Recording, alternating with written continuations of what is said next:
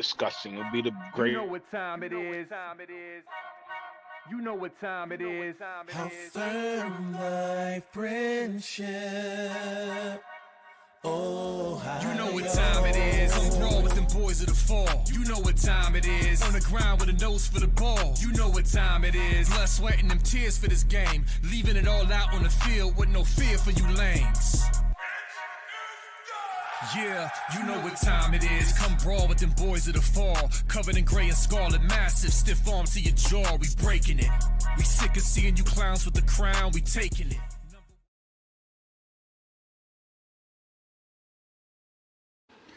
What up, Buckeye Nation? Welcome to the Buckeye Boys, where we talk about college football with real fans. I'm Devin. That's Mello hiding behind the screen tonight. And tonight, got a pretty good show planned for you. Mello, how you doing, bro? Man, I'm good sitting here at my daughter's soccer game. I don't want to drive with the camera on, and my daughter's very private girl, 16-year-old, so I'm just gonna keep the camera off for right now. Yeah, I got you, man. Well, chat, we appreciate everybody that joined us tonight. Don't forget to hit the like button when you get on here. Go to Twitter, share us on your Twitter, your Instagram, your Facebook, man. Obviously, I watched Scoop earlier. New defensive coordinator name was dropped, and they were making it sound like that's about a done deal, actually. So we're going to dive into that a little bit. We're going to dive into Keenan Bailey being promoted to co-offensive coordinator. Then we're going to dive into some more LaCharles Bentley information that I got today about what his role is going to look like here at Ohio State and different things like that. And if something else pops up that we want to talk about, that's what we're going to do. So we appreciate you joining us tonight. But let's just start off with it, man. Obviously, this defensive coordinator search has been going on. Obviously, we've heard people say, hey, the decision should have been made already. We're hearing people say, no, man, we want to take our time and get the right person. We do know that Ryan Day is in no hurry to make this decision at all. The first thing on his mind is to hire the correct person. So, what's your thoughts on the timeline so far, man? Man, it's actually been very confusing, especially with the Matt Patricia news that came out on Scoop today. I was for sure thinking it was going to be either Collins or it was going to be OG Walt and Matt G. So it's interesting. Now it makes sense why it's taking so long. I think he's going through the due process. And this isn't a Brian Hartline situation where we all knew that Brian Hartline was going to be the OC. Yeah. We keep hearing all these names, and then at the same time, you also hear certain people talking about how closed-lip, Ryan Day and the Woodies being about this whole search. So,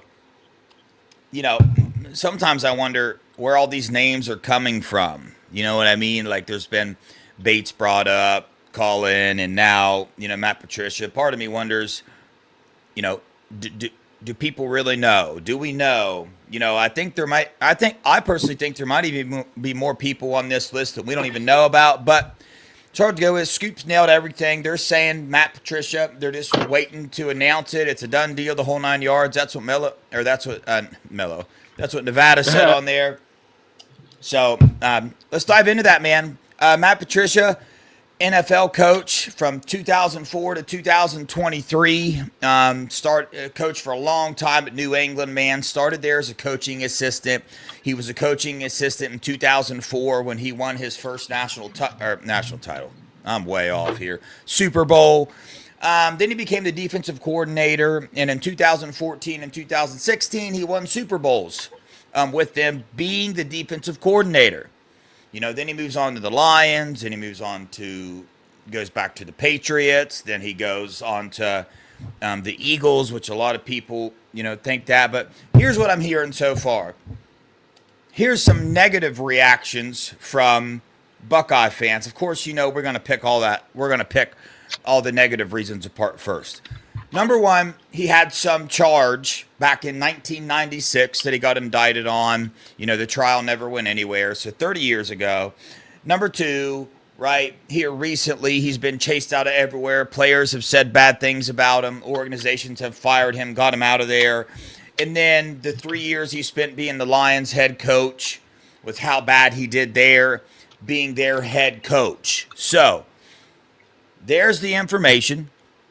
So I want to get your opinion on this name. Now, I don't know that it's a done deal, like I said, but they're reporting that it is. So we'll see how that goes. But what are your thoughts, man? I'm gonna be honest with you. I really don't know how I feel about this. I have to, like, I hear everything you're saying. I know him from being on the Patriots and all that, but it's so far out of left field that it's taking me back, because honestly, maybe it's just my selfishness. I wanted OG Walt and Matt G to be co-DCs. I wanted the system to stay the same. I felt like if it's not broke, why fix it? I can understand though, Coach Day wanting someone more senior in that role, but at the end of the day, I guess what it all boils down to is that I trust Day, and I know he's going to do the right thing, and I trust his decision making. Yeah, we're losing you a little bit, Mello, but we heard you say you trust Day, and ultimately that's where I'm at with it. But for conversation's sake, we know that, and forgive me if I'm wrong here, but my information is, if my memory serves me correctly, back in the Patriot days, he ran a lot of 3-4 defense, then kind of moved to a 4-3 defense. He was really good at using his personnel. Right, whatever personnel he had, he adjusted his defense accordingly. That ran a lot of nickel D, using the safeties, defensive backs. Kind of similar to what Ohio State does with Caleb Downs and Hancock and different things like that. So I don't think there's any arguing here that this dude is an elite defensive-minded individual. I don't think that's up for debate. The only debates I heard are his charge that he had. Right. That's 30 years ago. I mean, that's a joke. Not a joke, but it's 30 years ago, man. We move on from it. Never got convicted of anything, so I don't know a lot about the situation. Then you dive into his head coaching stint at the Lions. Well, we know this. Just because you're a good defensive coordinator, right? If you're a good enough defensive coordinator to get promoted to a head coach, does not mean you're going to do a good job being a head coach. We all love Urban Meyer, okay? How'd his head coaching stint go in the NFL? Right? Yeah. And then you go to, dude's last stint, wasn't he defensive coordinator for the Eagles, like 4 of their last games or whatever? So I don't put much credence to that. He's been out of the game for a minute. We kind of heard some similar things when it came to Chip Kelly, before we hired Chip Kelly. But I don't think there's any way to argue here that this dude is an elite defensive mind. And my vote, obviously, because we've been promoting so much from within, I really want Day to go out, get an outside individual, and bring him in for newer ideas, a fresh set of eyes. And, I saw somebody super chat this over on Scoop, and I thought it was a really good thing to super chat. And that's the fact that, Matt Patricia has a lot of pull, meaning he can combat Ryan Day a little bit on some of his ideas, if that makes sense, more than Matt G could, if you guys get what I'm trying to say here. So there's that part of it that will be a good thing for the team, in my opinion. But a lot of people seem to think that this dude is just not a cultural fit at Ohio State. I just don't know enough about him to say that he's not a cultural fit. I don't know if all these things that other players have said about him, that organizations have said about them, are even true. Because there's a lot of players and there's a lot of coaches that I like. I mean, they said Quinshon Judkins was an absolute cancer in the locker room. I mean, that was going around. That's not true. How many of these things that we hear about coaches and players come out that are actually never even true? So that's where I'm at with that. And if Ryan Day sits down and interviews this individual and decides, hey, I think he's the right fit for this football team, I think he's the right fit for this culture, because if you ask me, I think the number one thing on Ryan Day's list is culture, if you ask me. So I think that's where Ryan Day's head is going to go first. Hey, is this dude going to come in and be a correct fit for our culture What's your thoughts, Bello? Absolutely, I agree 100%. I mean, look, they tried to slander and bash Chip Kelly before the season and take away our thunder and try to throw a fork in the road per se on the way to a Natty championship. I don't believe anything that Shady McCoy said on that podcast. I believe they're disgruntled employees that will say anything. And to be honest, um, saying someone's racist is like the hardest thing to combat. Because what if Chip Kelly came out and said I'm not racist, then he looks racist. If he doesn't say anything, then he looks racist. So Yeah. like the proof is in the pudding, right? Like that's the easiest thing to say. But then the reason I don't like stuff like that is because when something really is racist happens, nobody's gonna believe you. So the way I look at it is, especially for something that was 30 years ago, he's not the same person from 30 years ago, one way or another. And if he is, then he probably is not going to get hired here. And Coach Day will be able to see through it. So, like I said, I trust Day. I trust who he hires, and everyone else should too. Yeah, and Sean Schrock, he said it great here. He's a great DC. He just wasn't a great head coach. I mean, facts, man. The dude won. I see people diving into. I literally see people saying that he doesn't get credit for when he won the Super Bowls at New England because Bill Belichick was such a defensive-minded coach that he came alongside and helped. Like, it just excuses for days. But when it comes down to it, the end of the discussion for me is that if Day trusts this individual to make this hire, then I'm all about it. I don't think Ohio State's a place where one coach can come in and affect the culture. I really, really don't. I think the culture is too strong there. You got too many Buckeyes on staff. You got too many of the players that are bought into this culture. So if this dude comes in and is kind of being a problem cultural-wise, he's not going to affect the team. Ryan Day handled beautifully the Jim Knowles situation that was going on last year. You know what I mean? But again, like I said before, I think Ryan Day is so in tune with these kind of things as far as whether people are culture fits or not, that I just honestly, I trust his decision making in this process. Now, Scoop reported that we're just waiting to hear the announcement. The information I have, they have way more information than I do, so I would believe them before anybody else that I hear say anything. They're spot on with everything. But the only information that I have is that, you know, he's getting interviewed, right? And there's going to be more interviews after him. So that's what I have with it. I was also told today that Ryan Day is in no hurry as long as he has a defensive coordinator by the time spring ball starts, by the time practice starts, he's happy. So that's the March 17th. Yeah, that's the timeline that I have been told that Ryan Day has in the back of his mind. So we'll see. I would like to see it happen a little sooner, but you know, when I start projecting I realized this today. This is just truth for me. I get the fact that conversations are fun. If we didn't have conversations about Ohio State football, decisions coaches made, things player did, there wouldn't be YouTube shows ever. There wouldn't be chats. So I know this statement kind of negates that, but when I sit here and I start truly believing in my mind that somebody that Ryan Day picks is not going to work out, I am then kind of telling myself that I know a little bit more about coaching than Ryan Day. That's for me, myself. You know what I'm saying? And it's just laughable in my mind when I think that. When Ryan Day makes a decision and I start thinking in my head, oh, dang, bro, you made the wrong choice. I'm saying that for this situation, I'm a little smarter than Ryan Day as a football coach.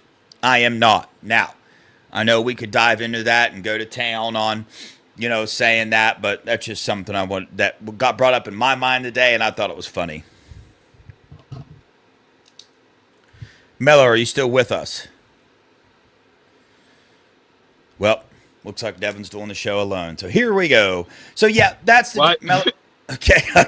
Are you there? Can you hear us?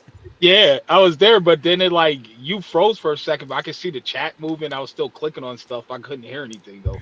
Oh, gotcha. Did you hear what I said about when I start thinking about Ryan Day's moves that he makes, and I say that they're wrong in my head? That's really me saying I'm smarter than Ryan Day. Did you hear that little spiel I just went on? That's the last part I heard was that. Gotcha. Right there. Yeah, I essentially just said that was funny. I was thinking about that today and how laughable it is to consider myself smarter than he is with football decisions. But I thought that was Absolutely. funny. Somebody brought up a good point in the chat. I put the comment up there. I don't know if you saw it or not.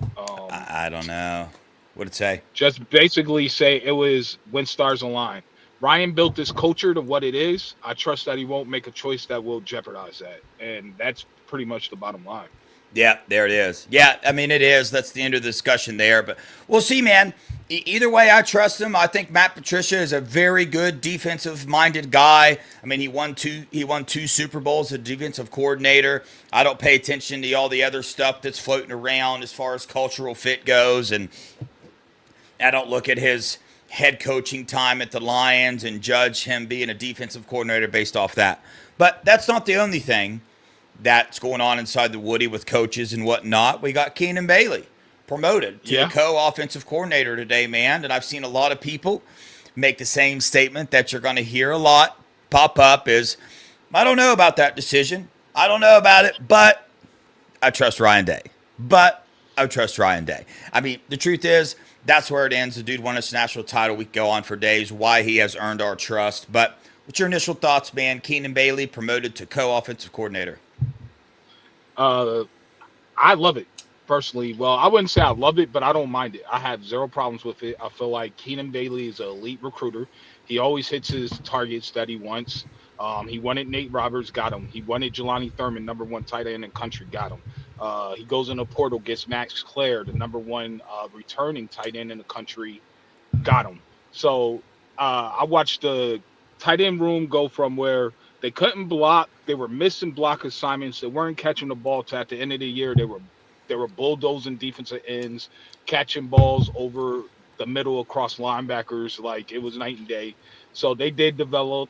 He does recruit. I have no problem with it. It's basically give him a pay bump. So yeah, I'm cool with it. How about yourself? Yeah. What's your thoughts on it? Well, I think where this starts, I think that the more negative side and I don't understand side of this starts when, you know, we've heard certain things about Keenan Bailey. We've heard the kind of person he is and what he does. We've heard about the fight that he got in and whatnot. So, you know, as fans, we don't hear much about assistant coaches. So when we do get information about them, when we do hear information about it, it's very limited. So we only got a small, tiny pool. So if any of that pool was negative, unfortunately, a lot of people's mind basis stays that way, right? They're picturing a coach getting in a fight with a strength trainer, right? And we know what that looks like culturally. We know that that's not good at all. A lot of people said he should have been fired immediately. So I want to start there with that. To me, I don't dive into that. I'm not worried about that. Stuff happens. Life happens. We have no idea what the situation was. We have no idea how we really don't know, right? All I know, right, is back to this. I trust Ryan Day. Ryan Day called Coach Keenan Bailey the biggest unsung hero on the coaching staff for the national title this year. Now, I want you to take a second and the biggest unsung hero, and look at all the coaches on this staff. The biggest, Ryan Day said that. So he's saying out of all these coaches on the field, Keenan Bailey is the one that's been behind the scenes, busting his butt. We really don't even know everything that he's been doing. At least I don't, you know. So the recruiting trail, Keenan Bailey's been killing it. He's done an amazing job. As of now, him being the co-offensive, he's coached every single offensive. He's coached the O-line. He's coached the receivers. He's coached the tight ends. He's coached the quarterbacks. You know, so the dude has had his hands in a lot of different positions with these Buckeyes. He's been loyal. You know, he graduated from Notre Dame, was an assistant there, then came right to Ohio State, and he's been here ever since. And Ryan Day has never said anything but beautiful things, you know, about him. Yes, Steely, I did hear that's who that was. Yeah, I did. Yeah. It's not good for Keenan Bailey. Schlegel will absolutely. No. Oh, God, dude. I'm not fighting that dude. I'll pass, bro. I'll play dead. I'm good. Yeah. He's a beast. But, you know, I mean, he's been loyal, okay? He's done everything the coaches asked him to do without complaining, to our knowledge. He's every time he's been a coach in a position, you know, we don't really hear much. We hear about some fights, and then you go to the development of the tight ends this year. And I know Jelani Thurman was a letdown, but let's look at everybody else. Let's look at G. Scott. Let's look at Will Kazmarek. Let's look at Bennett Christian. Let's look at Patrick Gerd. They're killing it. Let's look at the fact that he went and got the number one tight end, a preseason first team All-American tight end, Max Clare, out of Purdue. You know, the tight end class he just signed. So in all accounts, we hear that he gets in a fight, and we hear things about the type of person that he is. But on the coaching side of it in Ohio State, that doesn't really match up. He's a great coach. Everything he does is great. No, you never hear anything bad about him. Brian Hartline absolutely loves him. I have a feeling that Brian Hartline put in a good word for him. You know what I mean? He coached the wide receivers with them. I've heard that they're very, very close. I think Zach on Menace to Sports reported that today as well. So, you know, I mean, I can't complain about it. If I'm being honest with it, do I think Keenan Bailey's going to come in and have a big impact on the play calling? No, I don't.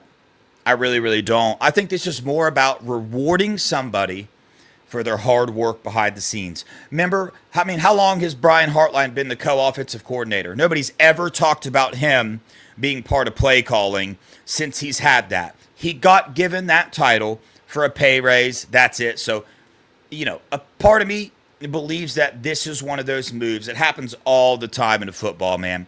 Brian Hartline's the offensive coordinator. He's going to be focused on the pass game. Tyler Bowen's coming in as the run coordinator. And Keenan Bailey's the co-offensive coordinator because he's been loyal. He's done a fantastic job. Deserves more money. To give him more money, he's got to have a different role on the team. So, there's my overall thoughts. Hey, I'm gonna make a bold prediction right now, and it has to do with what Meek is saying. Not only is Jelani Thurman gonna stay, Jelani Thurman's gonna be tight end number one, and you heard it here first. You can't teach 6'7", 265 pounds, and a motivated dude that's been improving, and he's gonna run in the 4.5s, low 4.5s. I'm sorry, but like Max Clare, you dope, but I promise you, a motivated Jelani Thurman is tight end number one on this team. Yeah. You heard it here first.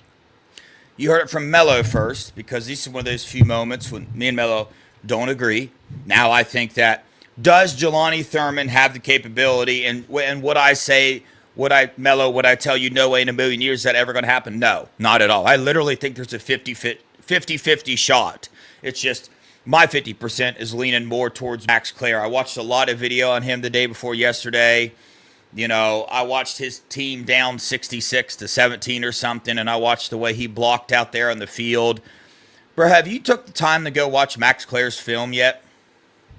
Yeah, I've been watching him over all the years. He's good, but literally, he is not Jelani Thurman in terms of physical capacity. The only thing that's holding Jelani back is his work ethic. And I'm telling you right now, he's locked in. It's like comparing Paul George to LeBron James. If LeBron James just didn't take it that serious, and then all of a sudden he decided, like, his physical, his ceiling is just way higher, and that's just what it is. And I know he's taking it serious, so. Yeah, I got you. The other thing is, you know, when you look at this year, look how many tight ends played, man. I mean, I know G. Scott Jr. was the number one tight end, but, you know, I got to dive in. I got to look at the snap count on the season. Like, how many snaps did G play compared to the second most one?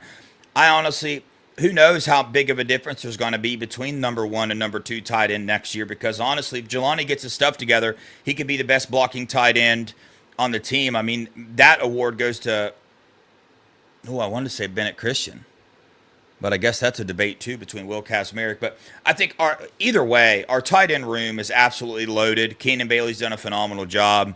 Got a lot of experience. Ryan Day loves him. Ryan Day's the head coach of this team. Ryan Day just led this team to a national title. You know, Ryan Day has had death threats on his family. The fan base has wanted him fired. He's got that blocker on scum. Like, everything the dude's been through, you know, I'm just leaning on the old, I trust Ryan Day, you know, more than anything. But, you know, I just, you know, we'll see. I don't think Keenan Bailey is going to have, like, this huge impact on the play calling or anything like that. I think it's more of a, hey man, let's, you know, get him more involved, maybe teaching some things, and also promote his position, which goes a long way for people. You can put it on your resume, you can get paid more, different things like that. So You got anything else to hit on that? No, not on that. All right. Well, time to talk about the thing where I've seen question after question after question. I totally understand it because, honestly, minus who's our DC, my number 2 question is, all right, when's LaCharles Bentley starting? What's he going to do? Is he assistant coach? Is he full-time? What is he? What is he? What is he? Well, I was told today that I don't think this is what Buckeye fans are going to hear, and this is also not concrete. It's not Devin knows the future. He knows everything. This is Devin just sharing information that he got from somebody that sometimes gives me good information. So I heard from somebody today that LaCharles Bentley will not be taking a full-time position at Ohio State. It's kind of like when he came in and offered his help for free when Coach Fry was here, but they refused his help.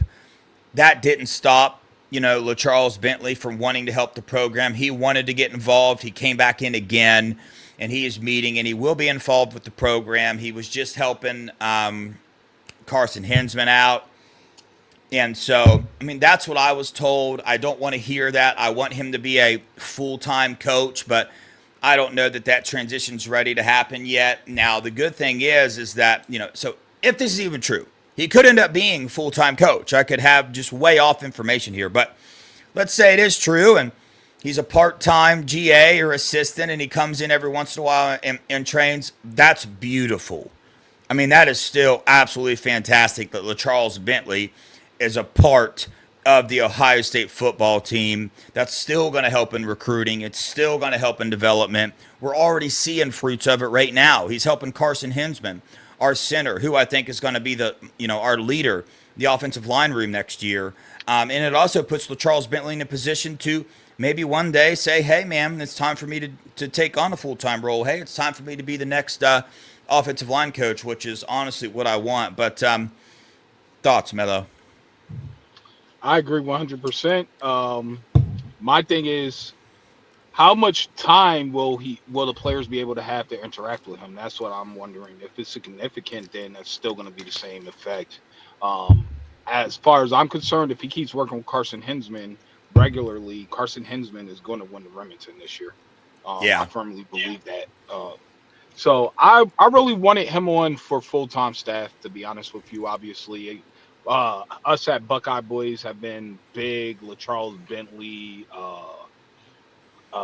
table pounders over Advocates. here. So yeah, absolutely.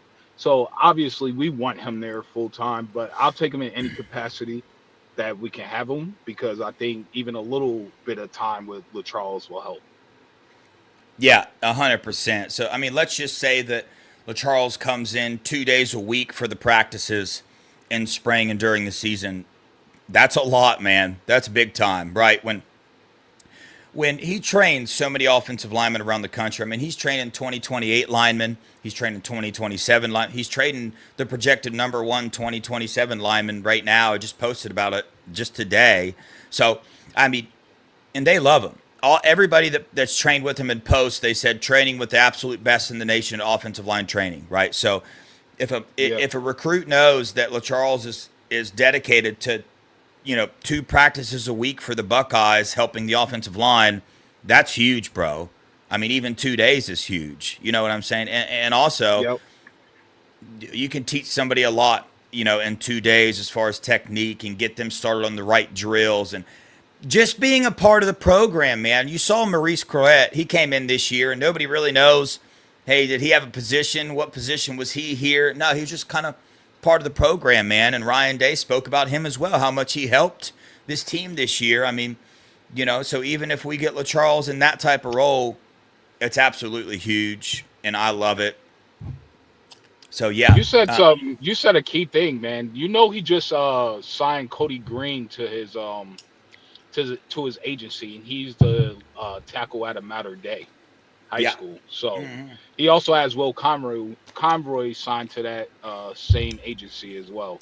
So I'm wondering, would it be? I got a question for you, Dev, and the chat as well, because I don't know the answer to this. It just hit me. Would it be a conflict of interest for him to coach at Ohio State full time and have his own agency where he has players signed to it? It sure sounds like it. You know what I mean? But I guess it just depends on his capacity at Ohio State. If he's a volunteer, no, I don't think like there can be. I don't think legally per se there could be anything done if he's just a volunteer. But 100%, if he's getting paid, that's some type of NCAA violation. Maybe that's why he's not a full-time going to be a full-time coach then, because he's probably making too much good money being an agent, running his own facility, and still helping kids to come here when he might want to push them towards coming here as well. Yeah, if that makes sense. Yeah, 100%. Speaking of the offensive line thing, I just wanted to dive in because, I had a conversation with somebody today, and Justin Fry got brought up, and they know kind of what went on there with Justin Fry a bunch. And we all know Justin Fry was not that great of a recruiter in the, Ohio State or in the high school realm, right? Because Justin Fry relied on the block O a lot. You know what I mean? Because in today's day and age with recruits, right, you got recruiters out there that are texting the guys that they want every single day. They're texting them every single day, letting them know that, hey, man, I want to build a relationship with you, and, hey, you're a top priority with me. So these recruits these days, they're being pampered with that. Now, not all of them like that. I think over there on Talking Stuff, Berm said, Sam Greer is not that type of guy. That's why he had such a good relationship with Justin Fry, is because Sam Greer is cool with being contacted every 2 weeks. That's what Justin Fry would do. He would reach out about every 2 weeks, and he felt like, hey, man, if you want to come play for the Buckeyes, then you'll come play for the Buckeyes. I don't need to call you, every day or every 2 days and let you know. And now do I agree with that? Yes, I agree with the fact that you shouldn't have to do that. But the truth is that you do. You got to reach out to because you got so many coaches reaching out to these players, building relationships, that you got to match their level of intensity. You got to match their level of work. You got to match their level of showing these players, hey, you're a huge priority to me. Now, I think we all kind of knew that about Justin Fry. That's not a big time secret. There are actually 2 2026 offensive linemen that have stated, hey, I'm not coming to Ohio State if Justin Fry's the coach there. Okay, there's been 2 of them. Okay, facts. Well, that's changed now. Okay, Mello, I learned about a new one today. That's why I'm adding number 2 in. That's facts now. Okay. So I'm not gonna drop those names or anything, but I will tell you this. With Tyler Bowen coming in, the more I dig in, the more I see from these other players and stuff, this dude will not be outworked. He will not be on the recruiting trail. The second that I'm going to make some predictions here. The second that he comes in, Will Conroy's going to be back on the board for Ohio State. There's going to be talks back in there. What's his name? Carter Scruggs, I think, is a 2020. He has no offer from Ohio State, but he camped at Ohio State. And Carter stated that when he camped there, he did not like the offensive line room. I don't know. That's all he said. It's not, he didn't call out Fry or anything like that, but he said he just wasn't a fan of it. So that's why he never interacted much back and forth. But he's very close with Tyler Bowen. So that's a new offer that's going to go out for sure. And then Emmanuel Achinako, that's not his last name, but, that's the DMV area. So, the Buckeyes could get back into there. Darius Gray's another one, right, who Ohio State was not on his Final Four, but because Tyler Bowen is coming to Ohio State, Darius Gray stated he will be making an official visit to Ohio State. He doesn't know the dates yet on that, so thank you, Mika. Emmanuel Iheanacho. Well, I guess thank you. Mika, I need JR you to... taught me that yesterday. Iheanacho. Iheanacho? Yep. Iheanacho. Iheanacho. Yeah, like Emmanuel Iheanacho. That's it. Yep. There you go. Emmanuel Iheanacho. Boom, son. So we'll see. I think he's the best offensive tackle in the class, but we'll see, man. I am super, super, super excited about Tyler Bowen joining the offensive line room and being the recruiter. Okay, so I've heard nothing but beautiful things, good things about him, his work ethic. Other coaches that have coached with him said his work ethic is unmatched. 35 years old, you know what I'm saying? From Georgia, so he's, being from Georgia, I would suspect that he's probably got some connections there as well, as long as in the DMV area, where the DMV area, there's studs. We could just recruit from there, but, and the fact that he reached out to all the Ohio linemen before he's even officially hired at Ohio State speaks just so much about his recruiting chops. And you know what? To be honest with you, Dev, I'm going to be honest. In terms of Georgia, there's a lot of talent in Georgia, but typically the O-line is not like that, to be honest with you. I mean, there's some I've noticed good ones, that. but like mostly in Georgia, you have linebackers, you have D linemen. Every once in a while, you have some quarterbacks, and running backs. That's the main thing down here, and some tight ends. Yeah. For some reason, the O-line isn't like that. I don't know why. But Ohio, we could just recruit all Ohio for 26, to be honest with you. Yeah. No, we really could. This is a total squirrel moment, my brain went somewhere else. But I saw somebody on Twitter post that yesterday's Super Bowl was the first time that an Alabama player scored a touchdown in a Super Bowl. Facts. That's so wild, dude. Think about that, dude. It's the Slim Reaper. Bro. The one that cooked Tough Borland and the Natty against us. Yeah. Oh, that's wild, dude. That's wild. But it really is. Yeah, man. So I'm super excited about where this team's headed. Waiting to find out who the defensive coordinator is. We'll see. Today a lot of people really hit hard on Joe Cullen is out. That's a no-go. So I don't even know how to take that or feel about that anymore. To be honest with you, I think that they're keeping this so close-lipped that it's just hard to judge and hard to sort through these names and see. And it's so close-lipped that when any tiny little bit of anything comes out, because we're not getting any information, we're latching on to it and blowing it up. You know what I'm saying? Like, we hear one name and it's like, oh my God, that's the first thing we've heard about this. We got to talk about it. Let's talk about it, right? That's what we do. That's why we have these channels and stuff, so I love it. But we'll see. I've heard Bates was the defensive coordinator. I've heard Joe Cullen. Now we're hearing Matt Patricia, the Bill Belichick trainee, the 3-time Super Bowl champion. Yes, Tyler, I do know that. But he was only defensive coordinator for 2 of them, so he only gets 2 for me. But, Mello, I think that's all I got for tonight, man. I don't. Yeah, the only other thing I want to bring up is I was just scrolling on YouTube today. I had a little downtime waiting for my daughter's track practice to end, and all of a sudden some Colorado podcast pops up on my feed. I'm like, why is Colorado popping up? And then it's like, we're gonna flip. The title was, we're gonna flip Chris Henry Jr. I was like, what? Let me click on this and see what these lunatics are thinking right now. And they're like, well, we just offered Chris Henry Jr. today, and Henry Jr. and Pac-Man Jones have been waiting for that offer from Dion, and we're going to flip him from Brian Hartline, and also Colorado's a bigger media market than Ohio State. And I was like, what is this? No, I'm serious. This is what they were saying. I was like, dude, are you guys out of your mind? I bet you $10,000 he's not flipping. And then the dude just ended his live stream really quickly. And I thought it was like maybe one of those mama pop live streams, but they had like 300 people in the audience.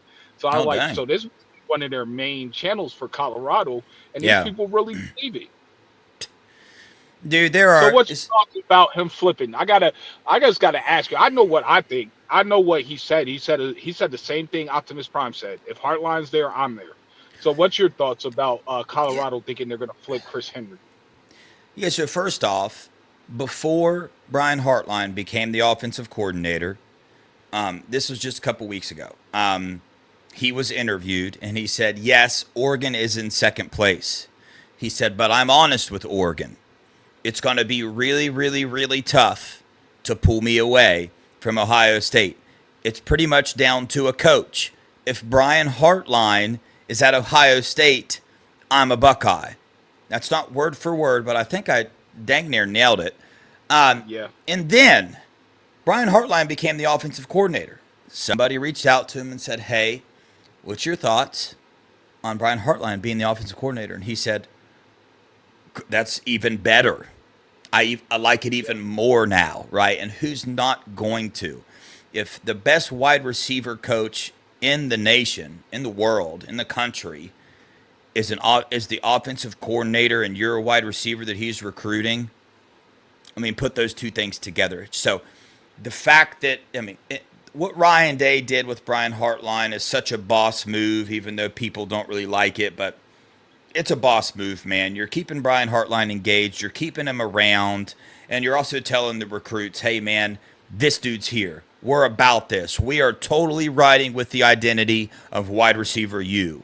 We are accepting this identity. This is who we are. If you want to be a wide receiver in the NFL, you want to be a first-round draft pick, you want to be not only that, but you want to play a long time, you want to be developed, you want to learn how to be a man in today's world, you want to be trained for the NFL, you come to Ohio State. Now, that can be said about so many other position groups at Ohio State, but we're talking about wide receiver right now. So, I mean, I'm going to say 99% just because I'm not Chris Henry Jr. You never know what life is going to throw people's way, but I will just tell you I don't think there's an amount of money. And here's another thing you got to remember. Chris Henry Jr. and Jeremiah Smith, they communicate. They talk. If you don't think that Chris Henry Jr. knows exactly how much money Jeremiah Smith is making, you're crazy. And Jeremiah Smith, I would bet a lot of money is making over $10 million a year being an Ohio State wide receiver as a freshman. Now, he's not getting paid that in nil, but because his production on the field is so high, you know what I mean? What was that you texted me? He turned down signing 1,000 autograph. Oh, yeah. Oh, you're talking about Sean, yeah. Sean texted it. Yeah, somebody offered him $150,000 for 1,000 autographs. Signed autographs, and he turned it down. He turned down over $1,000. Would that be right? Over $1,000? No, that's $1 million. What's 1,000 times 1,000? Chat, it's 100,000. No, it's not. That's $1 million. I don't know. He turned down $150,000 for 30 he turned minutes down worth of work. $150,000. Yeah, I know. So the dude's making a lot of money. Money's, when your players like J.J. Smith, Steely, thank you, $1 million. When your players like J.J. Smith and Chris Henry Jr., I mean, your play on the field's going to get you paid, man. The dude's already getting paid. Chris Henry Jr., he's already making money. I see the car he be driving around in. I watched a little thing you sent me the other day of, the life of Chris Henry Jr. I watch him go to the gym. I watch him go to physical therapy. He's in his room. He's got a little Buckeye thing in his room. You know what he doesn't have in his room? An Oregon Duck or a Colorado Buffalo or whatever they are. So right. That's not the last team that's going to say it at all. This is going to come. If you remember the J.J. Smith recruitment, yep. It's going to be exactly the same. It's going to be exactly the same. I promise you on signing day, somebody's going to put out there, breaking, Chris Henry Jr. has flipping his commitment. I promise you on signing day, he's going to get on there and he's going to say, I'm committing to the Ohio State Buckeyes. And within 5 minutes, if we don't hear that he has signed his whatever letter they got to sign these days, there's going to be a rumor, there's going to be a thing that says, breaking, Chris Henry Jr. offered $10 million at the last second, now rethinking his decision. That's a fact, bro. It's going to happen, dude. This is the thing, though. Chris Henry is not poor. His dad played in the NFL. God bless his soul. Also, he's making money already. And then when I sent you that video, the day in the life of Chris Henry Jr., when he was rehabbing and working out, while he was lifting, he was saying, like, man, I'm trying to get to 225 like JJ. Mm-hmm. And he's 6'6". He said, I'm 6'6". A 6'6", 225 wide receiver lining up across from JJ. And you got Ennis, you got Graham in the slot. Oh, my goodness. And Jesse Quincy, can you imagine? Listen, dude, listen. Let's just put J.J. Smith, Quincy Porter, and Chris Henry Jr. on the field at the same time. I mean, what are you going to do with that? there's nothing you can do. Just pick whatever one's not double covered, throw the ball in the air, and it will be theirs. It will be absolutely unstoppable. So, Mello, if you think about this for a second, I do start to question things a little bit because check this out. So, this year, we got Quincy Porter, Mylan Graham, J.J. Smith, Carnell Tate, Brandon Ennis. Okay, so this is the last year, right? Well, can Brandon and Carnell play another year after this? And Baldpin Miller coming in. I see that, chat. Yeah, they can. Yeah, so if you think about it, the chances of Brandon Ennis coming back after this year plays out are probably pretty good.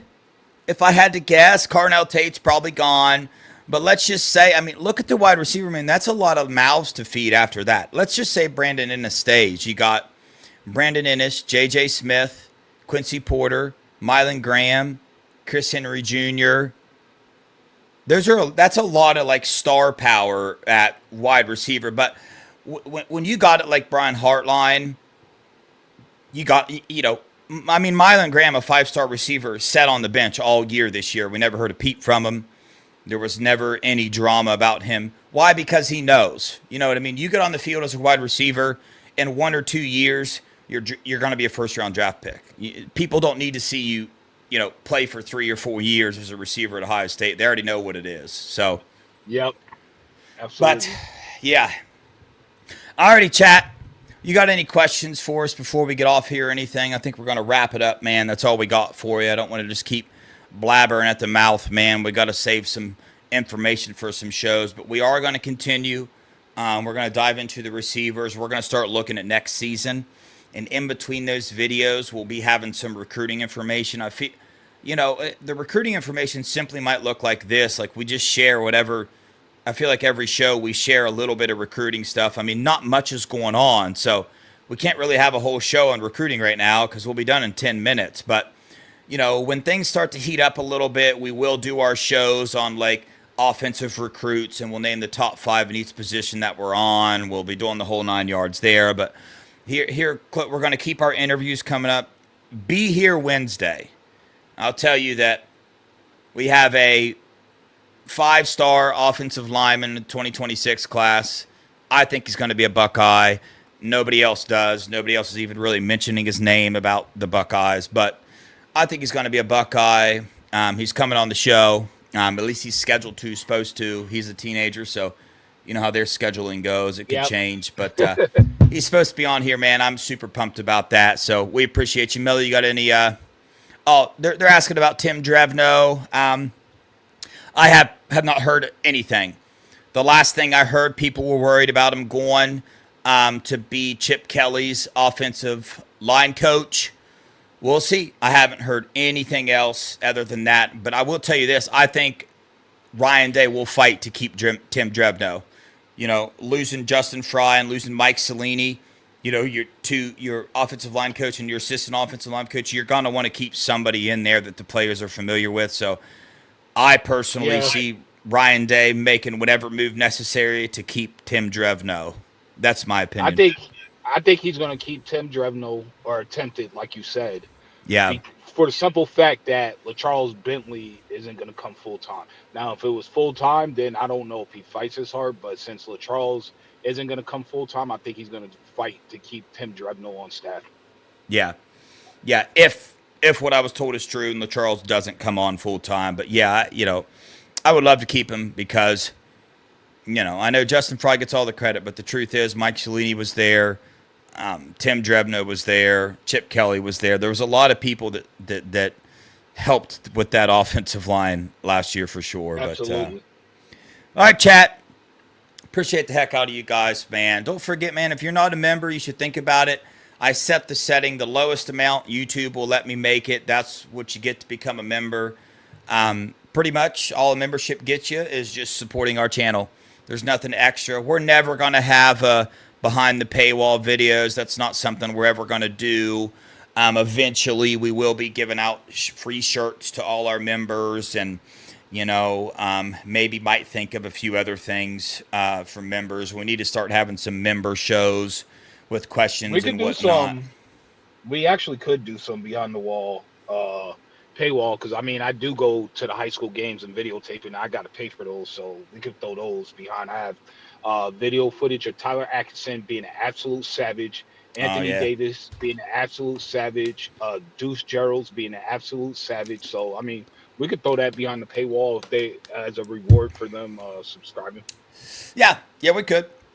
We'll figure it out, but hit that like button, comment down below the video afterwards, and like I always say, I think the biggest thing you can do to help, I'm not a professional here, but when you share it on your Twitter and your Facebook and your Instagram, everybody that follows you guys gets the opportunity to see us, and maybe they click on the link, and maybe they subscribe and start and join the Buckeye Boys family. That would be huge. So every person that joins, we appreciate. Our subscriptions are going off the rails. It's an absolute blessing from God. We got 3,000. We got over 3,000 subscribers now. That's absolutely insane. I think, Melo, what was our goal after a year? What do we want, like 2,000 subscribers the first year that we started the show? I would have been happy with 1,000. That was just my thinking, but it's because of you guys, man. You guys keep spreading the word, so you guys are awesome. You're amazing. But on that note, we love you guys. We appreciate you. Go Buckeyes. OH. Ayo.